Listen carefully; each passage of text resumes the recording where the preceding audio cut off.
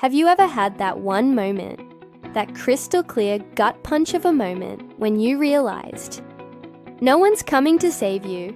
It's not a pessimistic thought, not at all. In fact, it's one of the most powerful, liberating realizations you can ever have. For a long time, I was waiting for the right opportunity to fall into my lap, for a mentor to discover me, for someone to just fix things.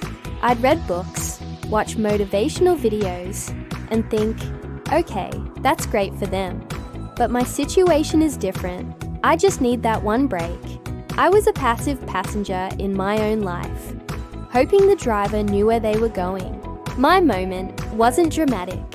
There was no lightning strike or big movie scene. It was a quiet Tuesday morning. I was looking at my to-do list, which was really more of a dream list, filled with things I wished I could do, and it hit me. All these wishes were just waiting for permission, waiting for the perfect conditions, waiting for a savior. And in that stillness, a new voice whispered, "What if you are the one you've been waiting for?" That question changed everything. It was terrifying, sure. The responsibility felt immense. If I was the one in charge, that meant my failures were mine. But it also meant my successes would be mine too. The victim narrative I'd been subconsciously clinging to just crumbled away. There was no one to blame, but also no one to wait for. The power was right here, in my hands. So, I started small.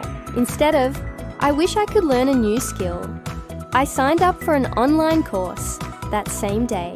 Instead of, I hope I get in shape, I went for a 20-minute walk.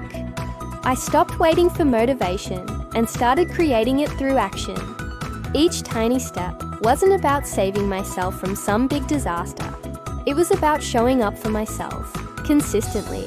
It was about becoming my own hero, not in a grand cinematic way, but in the quiet daily choices I made.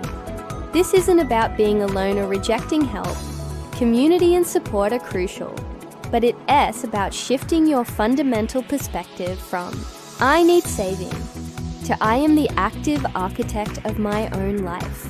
You become the protagonist, the one who makes the decisions, the one who takes the first step, even when it's scary.